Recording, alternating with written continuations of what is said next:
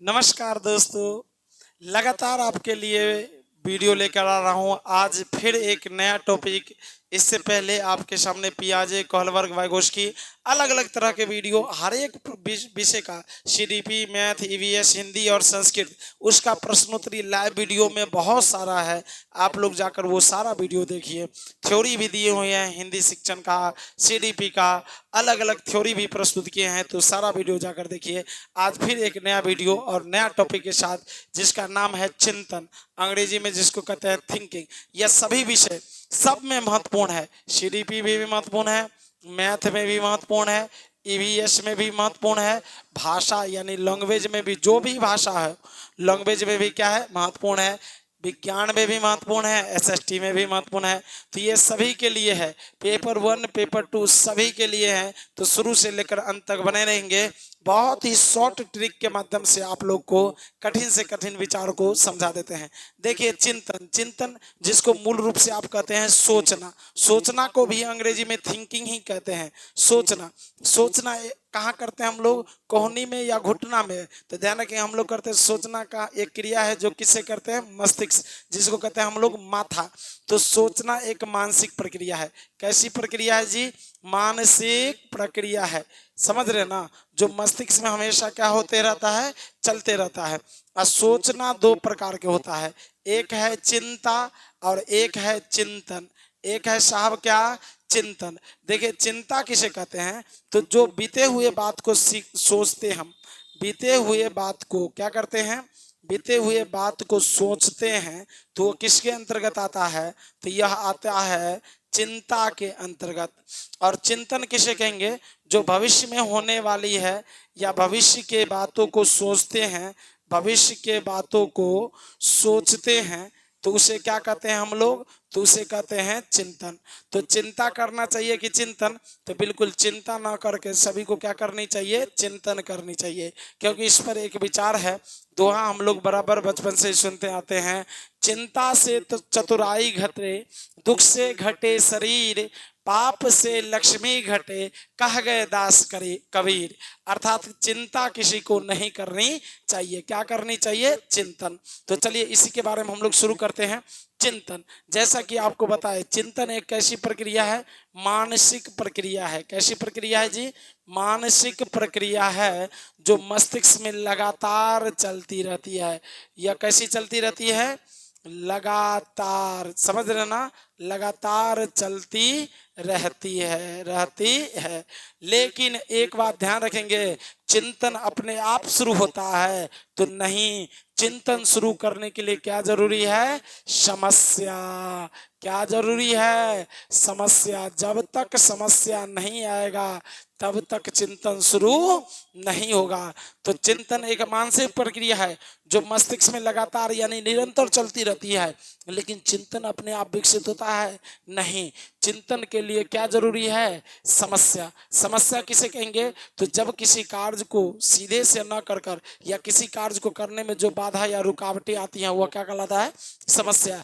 जब तक समस्या नहीं आएगा तब तक चिंतन आप नहीं कीजिएगा। समझ रहे ना?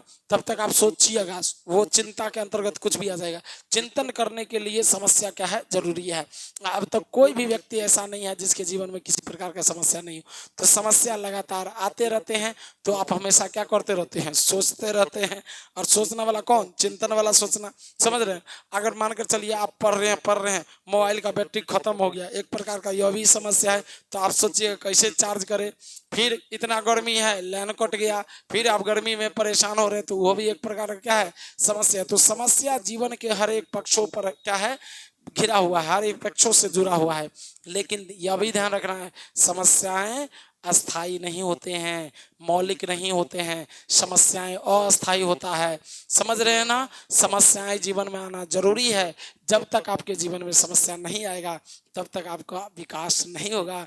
क्योंकि समस्याएं आपको पीछे धकेलने के लिए नहीं आते हैं, बल्कि आपको आगे बढ़ाने के लिए आते हैं। कहाँ आते हैं सर?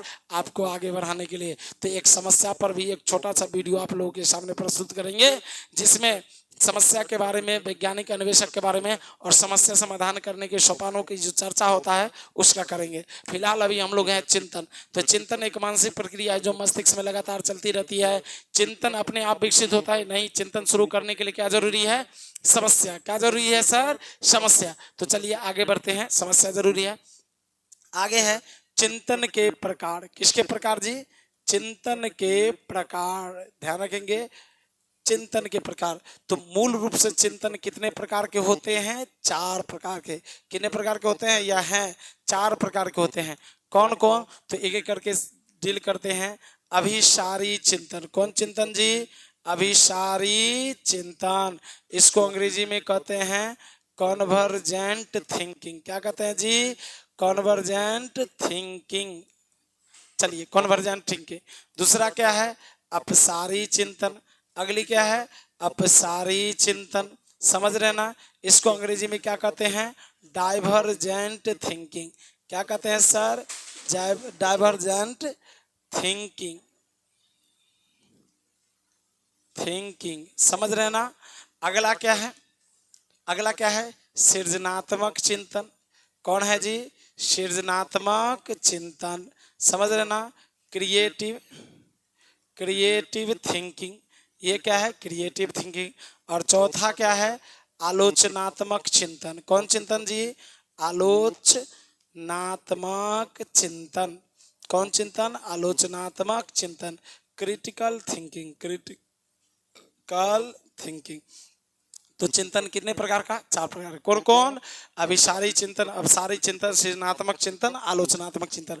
बस इस चारों को डील करते हैं, आप लोग बने रहेंगे शुरू से अंत तक। चलिए, अभिसारी चिंतन। अभिसारी चिंतन समझ रहे ना? अंग्रेजी में क्या कहते हैं इसको? Convergent thinking. Convergent thinking.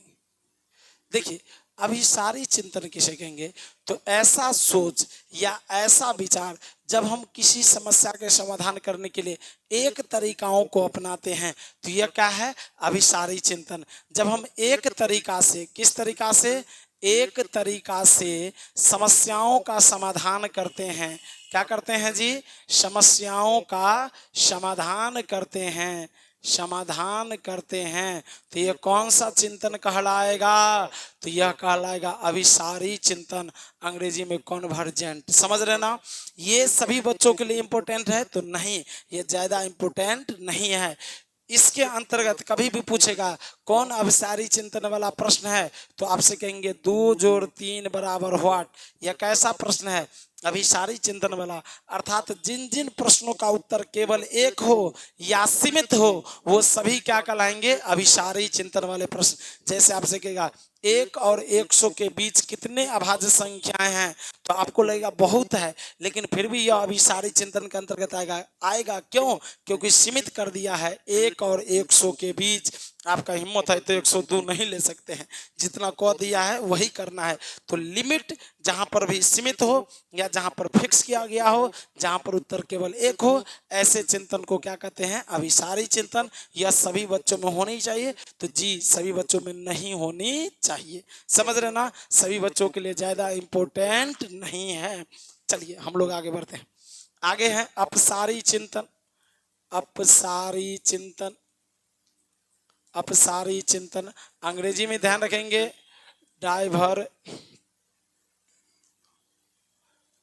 Divergent thinking. क्या है जी? Divergent thinking. समझ रहे ना? ये अंग्रेजी आगे पीछे कभी कभी दे देता है। हिंदी में लिख देगा अपसारी और अंग्रेजी में लिख देगा कन्वर्जेंट। लेकिन ध्यान रखेंगे सीटेट का दिया है, हम हिंदी में कुछ भी रखे, अंग्रेजी में जिसको लिखेंगे उसी को सही मानेंगे। तो कभी भी ऐसे प्रश्न चिंतन वाले आए तो उसको बढ़िया से एक बार देखकर सोच कर ही बनाना है। अंग्रेजी देखिए क्या लिखा हुआ उसी को टिक लगाना है। तो चलिए, अपसारी चिंतन। अपसारी चिंतन किसे कहते? जब आप समस्याओं के समाधान हेतु विभिन्न तरीकाओं से सोचते हैं। कैसे सोचते हैं? विभिन्न तरीकाओं से, विभिन्न तरीकाओं से सोचते हैं। तो ये क्या है? ये क्या है जी? ये है अपसारी चिंतन। समझ रहे ना? जैसे क्या होगा अगर पृथ्वी पर पेड़ ना रहे? क्या होगा एक दिन वर्षा ना हो? क्या होगा, एक दिन सूर्य का प्रकाश ना आए। ऐसे समस्याओं को हल करने के लिए कौन चिंतन की जरूरत होता है, अपसारी। विभिन्न प्रकार से आप सोच करके तब जवाब दीजिएगा, समझ रहे ना। ये आपसे कहेगा कोई दो संख्या बताइए जिसका गुणनफल क्या हो 50 हो, कोई दो संख्या बताइए जिसका गुणनफल 100 हो। तो इसमें कितने अलग अलग सवाल कीजिएगा, तो यह क्या है, एक ही उत्तर होगा कि अलग अलग, तो अलग अलग उत्तर होगा, इसलिए ये क्या है, अपसारी चिंतन। यह सभी बच्चों में रहनी चाहिए, यह बहुत ही क्या है, महत्वपूर्ण है। इसी के अंतर्गत आता है आउट ऑफ द बॉक्स चिंतन। क्या आते हैं, आउट ऑफ द बॉक्स। ये जो थिंकिंग है, ये क्या है, थिंकिंग। ये अंग्रेजी थोड़ा, थिंकिंग थोड़ा मैनेज कीजिएगा, अंग्रेजी में जल्दी में लिखते हैं इसलिए थिंकिंग। तो ये है बॉक्सा, बॉक्सा, बॉक्स किया हुआ है और उससे बाहर की क्या है, सोच है। इसी को कहते हैं आउट ऑफ द बॉक्स चिंतन, out of the box thinking. यह सभी बच्चों में रहना चाहिए, यानी सीमित एरिया से बाहर की सोच। आपको जो परिवेश लिमिट किया है, आप उतने ही में नहीं है। आपका ज्ञान, आपका बुद्धि अनंत है। अनंत योग्यताओं के आधार पर आप अपनी समस्याओं का क्या कीजिए, समाधान कीजिए। यही है कौन, अपसारी चिंतन। इसी को कहेंगे, कभी भी पूछेगा आउट ऑफ द बॉक्स चिंतन किसके अंतर्गत आता है, तो कहेंगे सीधे अपसारी चिंतन। सभी बच्चों में कौन चिंतन होनी चाहिए, अपसारी। सृजनात्मक बच्चों में, प्रतिभाशाली बच्चों में कौन चिंतन होता है, अपसारी चिंतन होते हैं। चलिए नेक्स्ट, अगला है सृजनात्मक चिंतन। कौन चिंतन जी, सृजनात्मक चिंतन। जैसा कि आपको बताए हैं क्रिएटिव थिंकिंग। कौन थिंकिंग जी, क्रिएटिव थिंकिंग जी, क्रिएटिव थिंकिंग। तो लिखा हुआ है सृजनात्मक, ये सृजन से संबंधित है। किससे, सृजन। और सृजन का अर्थ होता है क्या करना, निर्माण करना। तो किसी भी वस्तु का, दुनिया में जितना भी चीज निर्माण हुआ है, वह सब कौन थिंकिंग वाले बच्चा निर्माण किए हैं, तो ये किए हैं सृजनात्मक चिंतन वाले। नए नए वस्तुओं का निर्माण करना, नए नए वस्तु का क्या करना, निर्माण करना। ये कौन से चिंतन है, सृजनात्मक चिंतन। और जैसे ही नए नए वस्तु, तो एक तरीका से सोच कर करेगा कि विभिन्न तरीका से, तो विभिन्न तरीका से। इसलिए कभी भी पूछेगा सृजनात्मक चिंतन किसके अंतर्गत आता है, तो यह भी अपसारी चिंतन के अंतर्गत आता है। किस चिंतन के अंतर्गत, अपसारी चिंतन के अंतर्गत। और जैसे ही अपसारी चिंतन हुआ, तो आउट ऑफ द बॉक्स चिंतन भी किसके अंतर्गत आएगा, आउट ऑफ द बॉक्स चिंतन, out of the box thinking किसके अंतर्गत आएगा। तो ये भी ऑप्शन में अगर अपसारी रहे तो अपसारी लगाना है, अंग्रेजी देखकर। और नहीं अगर सृजनात्मक है तो क्या लगाना है, सृजनात्मक। दोनों क्या होंगे, सही होंगे। चलिए अगला है आलोचनात्मक चिंतन। बार बार आते रहता है आलोचनात्मक या समालोचनात्मक चिंतन। समालोचनात्मक चिंतन, आलोचनात्मक या समालोचनात्मक चिंतन। अंग्रेजी में क्रिटिकल थिंकिंग। कौन थिंकिंग जी, क्रिटिकल थिंकिंग।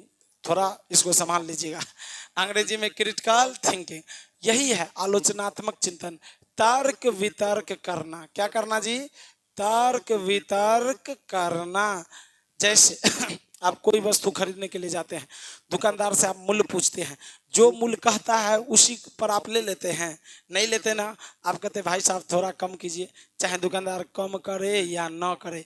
आप जो यह शब्द मुख से निकालते हैं, यही है कौन, आलोचनात्मक चिंतन। समझ रहे हैं। जैसे सब्जी खरीदने के लिए जाते हैं, कहते थोड़ा कम कीजिए, आ कम भी करेगा तो जो सब्जी खराब सब जो एक लाइन से देगा ले लेते हैं। नहीं, भिंडी का जो मुंह तोड़ तोड़ के लेते हैं, तोड़ तोड़ के वह क्या करते रहते हैं, चेक करते रहते हैं। कोई फल दिया सबको चेक करते रहते हैं। कोई सामान खरीदे उसका एक्सपायरी डेट, प्राइस कितना, एमआरपी पूरा चेक करते हैं। इसका मतलब आप में कौन चिंतन है, आलोचनात्मक चिंतन या समालोचनात्मक चिंतन। यह भी पॉजिटिव है, सभी बच्चों में यह भी होनी चाहिए ना जी। नहीं होगा तो दिक्कत होगा। कोई वस्तु खरीद कर सीधे खा लेंगे और देखेंगे वो अगर एक्सपायर होगा तो आप बीमार हो जाएंगे कि नहीं, हो जाएंगे ना। इसलिए आलोचनात्मक चिंतन भी सभी बच्चों के अंतर्गत होनी चाहिए। आलोचनात्मक भी एक तरीका से होगा नहीं, विभिन्न तरीका से होंगे। तो इसलिए आलोचनात्मक भी किस चिंतन के अंतर्गत आते हैं? अपसारी चिंतन। किस चिंतन के अंतर्गत आते हैं जी? अपसारी चिंतन के अंतर्गत आते हैं। बिल्कुल चारों चिंतन समझ गए। लास्ट पॉइंट कहते हैं भाषा और चिंतन। भाषा और चिंतन। चिंतन कभी कभी कह देता है या विचार में क्या संबंध है? चिंतन को ही कहते हैं विचार, समझ रहे ना। तो भाषा और चिंतन एक दूसरे से संबंधित है कि अलग है? तो सुन लीजिए, ये दोनों एक दूसरे से प्रत्यक्ष रूप से क्या है? जुड़ा हुआ है। प्रत्यक्ष रूप से क्या है? जुड़ा है। और एक दूसरे को क्या करता है? प्रभावित करता है। समझ रहे ना। कोई भी चीज सोच बोलना चाहते हैं, उससे पहले आपको सोचना है, फिर जाकर बोलना है। या दूसरे के विचारों को सुनते हैं तो सुनने के साथ समझते हैं, और यह समझने की कार्य किसका होता है? चिंतन का होता है। इसलिए ध्यान रखेंगे, भाषा और चिंतन एक दूसरे से क्या है? जुड़ा हुआ है, एक दूसरे को प्रभावित करता है।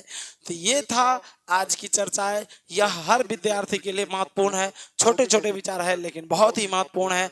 इसलिए आप लोग से आग्रह है कि ज़्यादा से ज़्यादा संख्या में चैनल से जुड़े और हमारे चैनल को, वीडियो को लाइक करें, ज़्यादा से ज़्यादा शेयर करें, ताकि मैं आपके लिए और नया नया वीडियो नए नए तर्क विचार के साथ प्रस्तुत कर पाऊँ। तो चलिए, आशा करता हूँ कि आपको बहुत ही अच्छा से समझ में आया होगा। फिर मिलते हैं नए वीडियो, नए जो टॉपिक के साथ। तब तक के लिए नमस्कार। जय हिंद, जय भारत।